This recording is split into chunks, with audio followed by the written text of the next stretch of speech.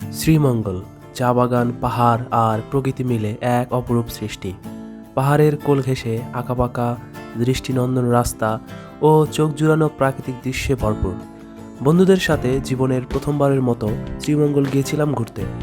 সুন্দর আঁকাবাঁকা পাহাড়ি রাস্তা, চা বাগান, মাধবপুর লেক ও লাওয়াছড়া জাতীয় উদ্যান এবং সবশেষে বাইকাবিল ঘুরে বেড়াই। এই ভিডিওতে আমাদের পুরো ভ্রমণের সকল দৃশ্য, হাসি তামাশা সবকিছুই দেখতে পাবেন।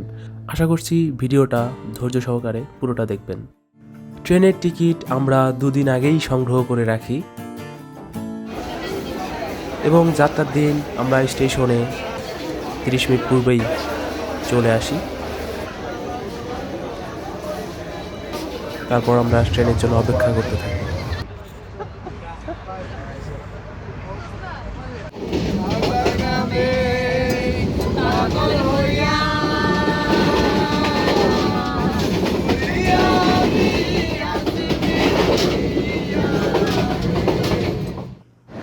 ভোর 4টার আশেপাশে আমরা শ্রীমঙ্গল রেল স্টেশনে এসে পৌঁছলাম।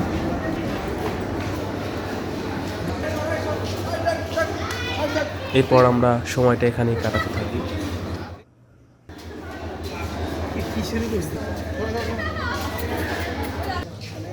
রাব্বে সময় বন্টন করো।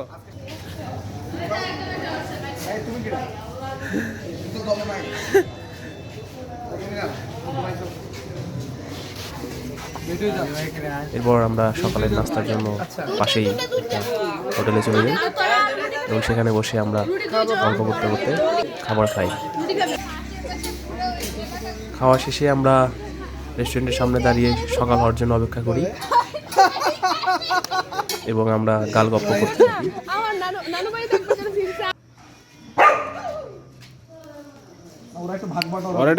কিছুক্ষণ স্টেশনে কুকুরদের সাথে কিছুক্ষণ মজা করি, কারণ ভোর না হলে স্টেশন থেকে বের হয়ে লাভ নাই, তো কি দেখবো। তো সেই জন্য আমরা ভোর হওয়া পর্যন্ত স্টেশনেই অপেক্ষা করতে থাকি। তো এরপর সকালের আলো ফুটলেই আমরা বের হয়ে পড়ি এবং প্রথম দর্শনে আমাদের কাছে অসাধারণ ছিল। আমরা চারপাশের দৃশ্য দেখে, আকাশ, রাস্তা সবকিছু দেখে একদম মনোমুগ্ধ হয়ে পড়ি।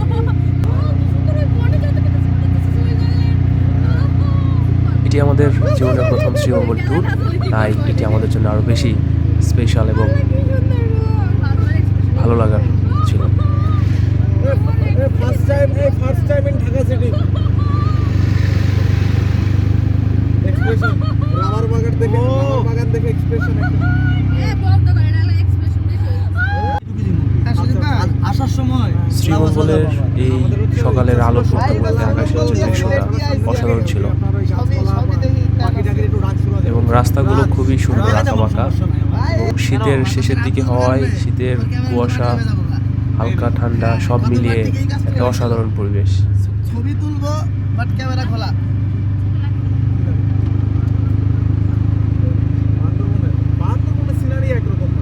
সিলেট অন্যরকম,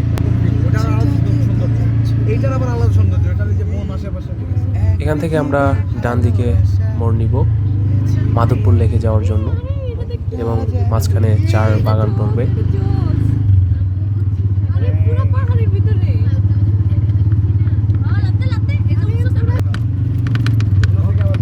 দেখতে দেখতে আমরা পাহাড়ে ঘেরা, পাহাড়ের বুক ঘেঁষে গড়ে ওঠা চা বাগানের মাঝখান দিয়ে রাস্তা, যেগুলো আমরা আগে ছবিতে দেখে মনোমুগ্ধ হতাম, তো সেখান দিয়ে আমরা চলছি এবং আমাদের চোখে বিশ্বাসই হচ্ছিল না। এরপর আমরা এখানে ফটো তোলার জন্য তো এখানে আমরা কিছুক্ষণ সময় কাটাই, ছবি উঠি এবং আশেপাশের দৃশ্যগুলো অবলোকন করি। এরপর আবার আমাদের যাত্রা শুরু হয় সেই পাহাড়ের ভিতর দিয়ে আঁকাবাঁকা রাস্তা দিয়ে। আমরা আবার আরেকটা জায়গায় ব্রেক নিই, এই জায়গাটাও সুন্দর ছিল, এখানেও আমরা সবাই মিলে কিছুটা সময় কাটাই, ছবি উঠি, আড্ডা দিই।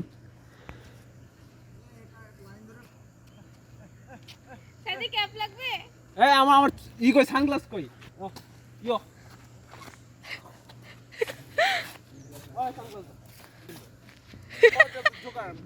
এই জোকার কি বললো কি বললো তোকে জোকার বলছে একদম কেড়ে নেবো সামনে।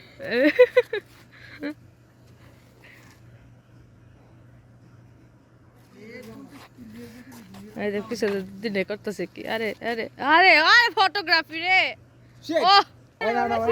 আমার ফ্রেমে দাঁড়া এক একটা বাসের ইয়েতে দাঁড়ালে হইতো না এক একজন আরে চামি এখন মাস এ তোর কি হ্যালো শোন শোন আচ্ছা একটা একটা তুলে এই এদিকে এদিকে এদিকে এদিকে তারপর আমরা আবার শুরু করি যাত্রা এবং প্রতিটা রাস্তা একদম দেখার মতো ছিল। আমি মানে মনে হচ্ছিল সবটা ভিডিও করি, কারণ প্রতিটা মুহূর্ত এতটা সুন্দর, রাস্তাগুলো, পরিবেশ, সবকিছু অসাধারণ। বাবা এসে মনে হলো গাইড বলতেছ বলো বুঝলাম না এ ধর এখানে আরে রাজকে তুমি পাহাড় ঘেরা এই রাস্তাগুলো আমাদেরকে আচ্ছা ঠিক আছে অন্যরকম এক মানে মনে হচ্ছে অন্যরকম একটা জগতে চলে আসছি, বা অন্য একটা দেশে, আমরা বাংলাদেশে নাই। আচ্ছা ঠিক আছে শুনে খুব উপকৃত হলাম ভাই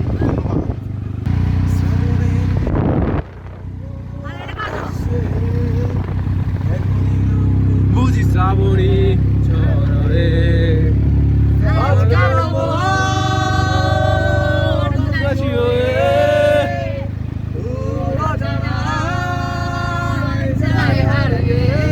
এই মামা দেখতে অসুবিধা না হয় কেন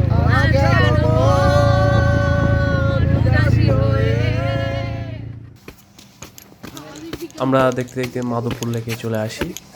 এই লেকটা অসাধারণ, পাহাড়ের উপরে সম্ভবত বৃষ্টির পানি, ঝড়ার পানি এগুলো জমে লেকটা তৈরি হয়েছে। তোদের শাপলা দেখাইতে নিয়ে আসলাম, এটা অনেক সুন্দর শাপলা আছে এখানে, কিন্তু তোমার শাপলা ধরতে পারবে না, ছুতে পারবে না, কাজ করতে পারবে না, তুমি খাইতে পারবে না, তুমি দেখতে পারবে। ওয়াও এই you can tear, you can kiss, you can swim, you can এখানে বলা ছিল ফুল তোলা নিষেধ এবং লেকের পানিতে নামাও নিষেধ। the floor and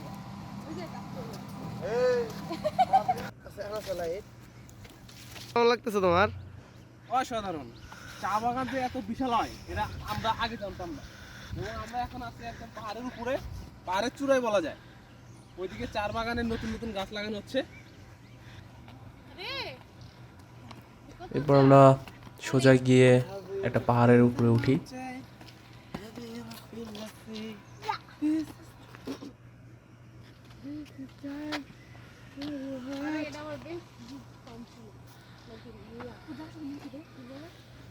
You follow your heart.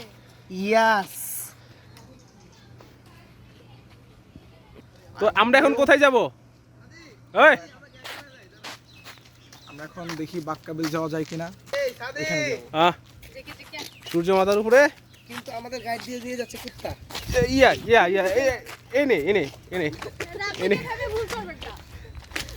তো সে ছাগল করছে। হ্যাঁ আমার সুন্দর লাগতেছে, এটা খেয়াল করছো? আসলে সুন্দর লাগতেছে, একটা সেলফি তুলে নেই।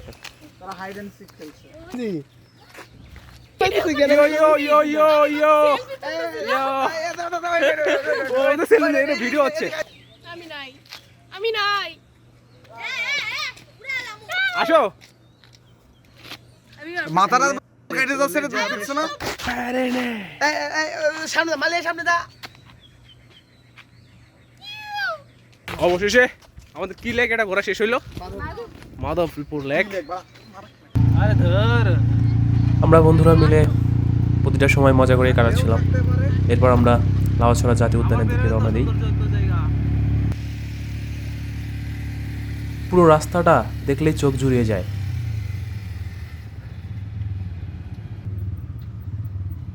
আমি জানি সবাই যারা এখানে ঘুরতে আসছে সবাই শ্রীমঙ্গলের রাস্তার প্রশংসা করবেই, কারণ এই রাস্তার প্রশংসা না করে উপায় নাই। এই রাস্তাটা আসলেই অসাধারণ। প্রাকৃতিক দৃশ্য তো আছেই, এরপরও রাস্তাটা কোথাও ভাঙাচুরাও নেই।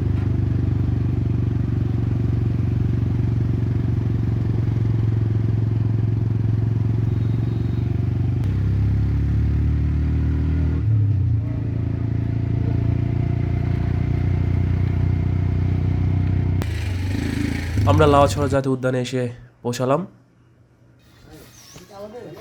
এখানে ঢোকার আগে টিকিট কাটতে হয়। এমন এখানে দাঁড়াবো নাকি? আমরা প্রবেশ করলাম লাউছড়া জাতীয় উদ্যানে। এটা সম্পর্কে অনেক শুনেছি, এখানে নাকি অনেক প্রাকৃতিক অভয়ারণ্য। আচ্ছা, আমরা এখন যে সামনে যে বাসগুলো দেখছি, বাসগুলো আপনারা দেখতে পাচ্ছেন সাইজে এবং বাসগুলো চওড়ায় অনেকটা বেশি, অনেকটা বড়। এমনি নর্মালি আমরা যে বাসগুলো দেখি সেগুলোর সাইজটা দেখেন, আর এই বাসের সাইজটা আপনারা দেখেন। এই বাসের সাইজটা আপনারা দেখবেন প্রায় মাইল খানেক চলে গেছে। এখন এই বাসটা কিসের সাথে তুলনা করতে পারি? এই বাসটা তুলনা করতে পারি আমাদের আসলু ম্যামের কোর্স, যে সমস্ত কোর্স আমাদের বাস দেয়, এই বাসের সাথে এই বাস তুলনা করতে পারি। এবং আমরা এই বাসের যে নামগুলো আমরা দেখতে পাচ্ছি, এরা হচ্ছে মারা খেয়েছে কোর্সগুলোতে। ভাই আমি তো ব্লগ করছিলাম ভাই। স্যার এখন আপনার ব্লগ নিয়ে এই ছবিটা দেখো তো, ব্যাক ক্যামেরা অ্যাকশন ঠিক আছে কিনা? দিল না ভাই, বাসের ব্লগ করতে দিল না। দিল না। খুবই দুঃখিত ভাই, আমি খুবই সরি। কাটেন ভাই, কাট। এই যে লাউছড়ার ভিতরে যে রেল লাইন চলে গিয়েছে, তো এটা ভিডিও অনেকে দেখে থাকবেন। অসাধারণ একটি জায়গা, এখান থেকে ট্রেন যায়। আর এখানে হুমায়ুন আহমেদ স্যারের আমার আছে জল সিনেমার শুটিং হয়েছে। এরপর আমরা এই লাউছড়া বোটানিক্যাল গার্ডেনের ভিতর দিয়ে যাত্রা শুরু করি।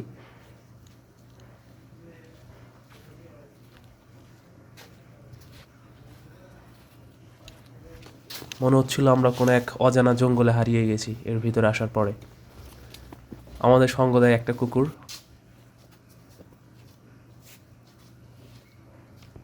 এর ভিতরে পাহাড়, ঘন জঙ্গল, গাছগাছালিতে ভরা, দেখে মনে হচ্ছিল হারিয়ে যাচ্ছি কোথাও।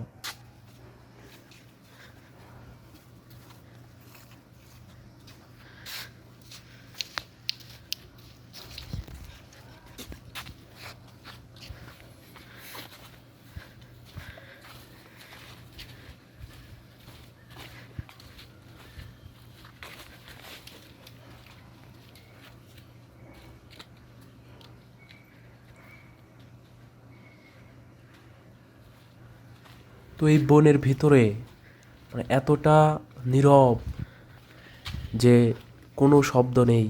শব্দহীন জায়গাটা উপভোগ করার জন্য আমরা সবাই সিদ্ধান্ত নেই যে আমরা কেউ কোনো কথা বলবো না, আমরা জাস্ট বনের যে সাউন্ডগুলো আছে সেগুলোকে উপভোগ করব।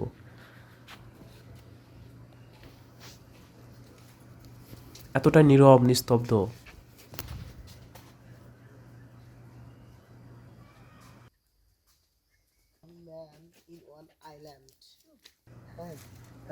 ভাই বিশ্বাস কর, নিজের হার্ট বিটের শব্দ নিজের কানে যাবে, আমি জানছি। আমি মনে করি এটা পৃথিবীর অন্যতম সাউন্ড প্রুফ জায়গা, যেখানে আসলে আপনি বাইরের কোনো সাউন্ড পাবেন না, শুধু জঙ্গলের শুনশান নীরবতা।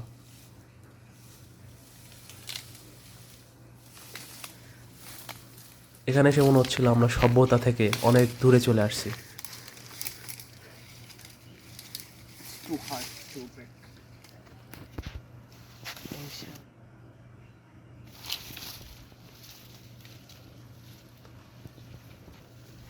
ও আমাদের পথ প্রদর্শক।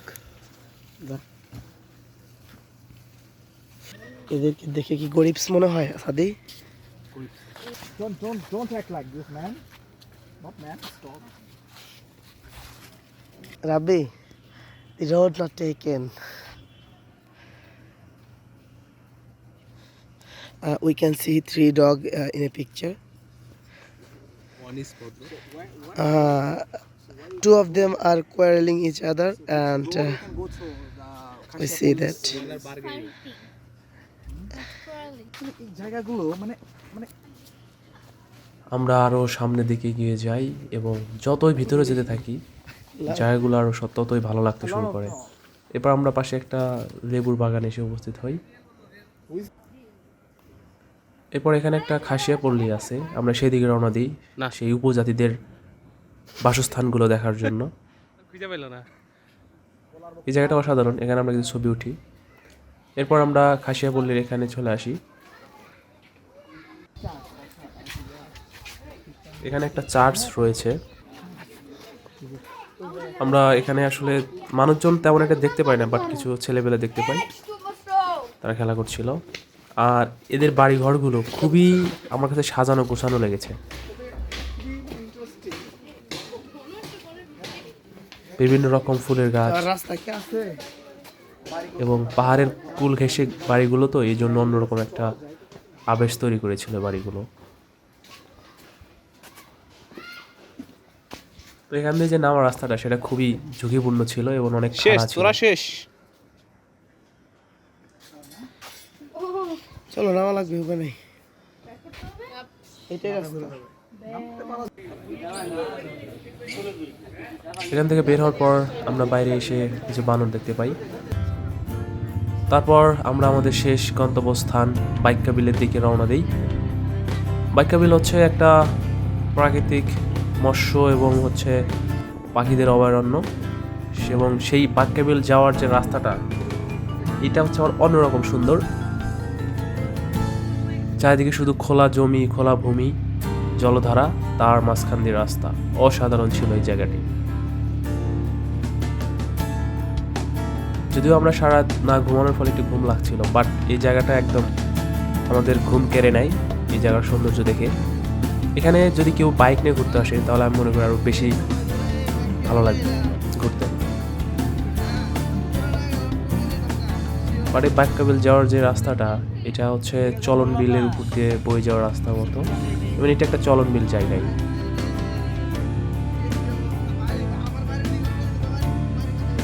এখান থেকে একটা পাখি দেখতে পাচ্ছেন উপরে, আমাদের পিছু নাই বা আমাদের সঙ্গ নেয়।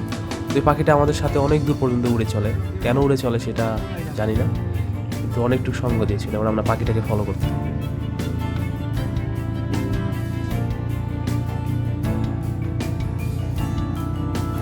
আমাদের দেশটাও কম সুন্দর নয়। এরপর আমরা চলে আসি বাইক্কাবিলে স্থায়ী মৎস্য অভয়াশ্রম।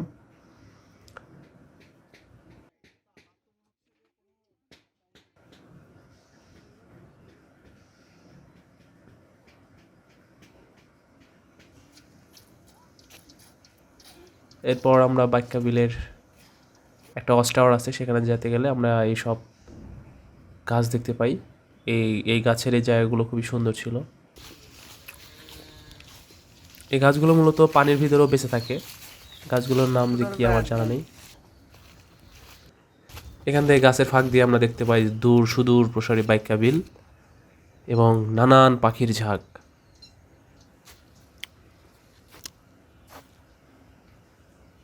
যেখানে যাই না কেন জায়গাগুলো একদম মনে হচ্ছিল অচেনা, নতুন, যে জায়গায় কেউ কখনো আসেনি সেরকম মনে হচ্ছিল, এবং কোনো মানুষের ভিড় নাই, মানব শূন্য জায়গা।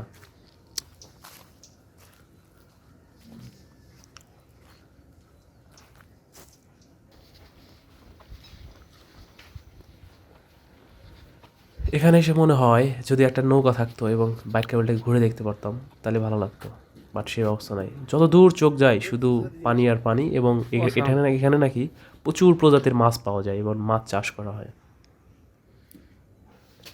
এরপর আমরা ওয়াচ টাওয়ারে উঠি। ওয়াচ টাওয়ার থেকে চারিদিকে খুব ভালোভাবে দেখা যায়।